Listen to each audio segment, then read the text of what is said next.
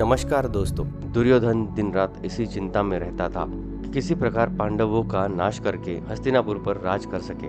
कौरव पांडवों में युधिष्ठिर सबसे बड़े थे तथा इसीलिए सिंहासन के उत्तराधिकारी समझे जाते थे।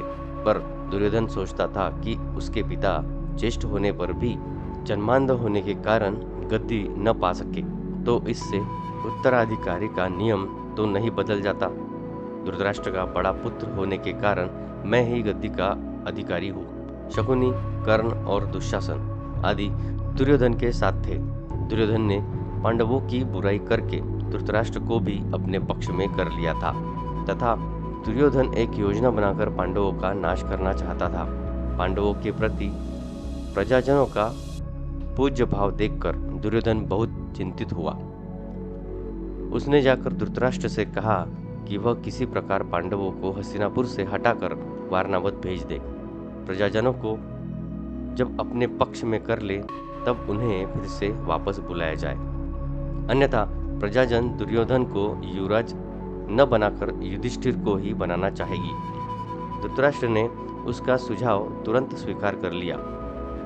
उन लोगों ने वारणावत प्रदेश की प्राकृतिक सौंदर्य का बार बार वर्णन करके पांडवों को प्रकृति सौंदर्य देखने के लिए प्रेरित किया। धृतराष्ट्र की आज्ञा से पांडव वारणावत चले गए।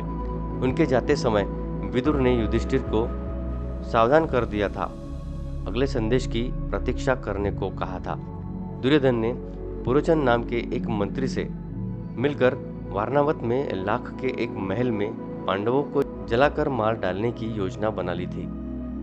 लाख का वह महल ऐसा बनवाया गया था जो आग के स्पर्श से ही पूरी तरह जल उठे तथा पांडव पूरी तरह जल मरे। जैसे ही पांडव वारणावत में बने लाख महल में जाने को तैयार हुए, विदुर ने उन्हें एक संदेश भेजकर दुर्योधन की सारी योजना से सावधान कर दिया। एक कारीगर ने महल से बाहर निकलने के लिए सुरंग बना दी।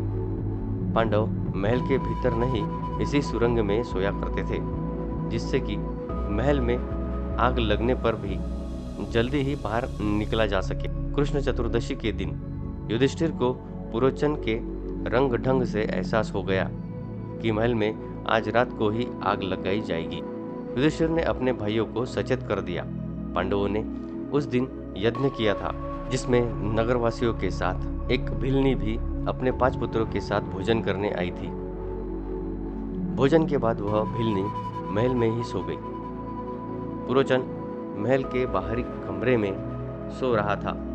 भीम ने रात को महल में आग लगा दी तथा माता कुंती को लेकर सुरंग से बाहर आ गए।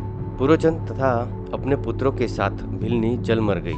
हस्तिनापुर में शोक छा गया, पर विदुर को विश्वास था कि पांडव अवश्य ही बच निकले होंगे। लाक्षागृह से निकलकर पांडव दुर्गम वन पार करते हुए गंगा तट पहुंचे, जहां उन्हें विदुर का एक भेजा आदमी नाव के साथ मिला था। पांडव उसी नाव से गंगा पार करके चले गए थे।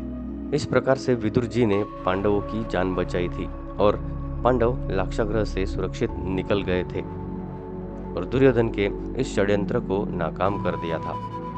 दोस्तों, उम्मीद करते हैं कि आपको ये वीडियो अच्छा लगा होगा। अगर आपको ये जानकारी अच्छी लगी हो तो कमेंट करके ज़रूर बताना। इस वीडियो को लाइक करना मत भूलना और ऐसी ही नई जानकारी के लिए हमारे चैनल को सब्सक्राइब ज़रूर करना। धन्यवाद।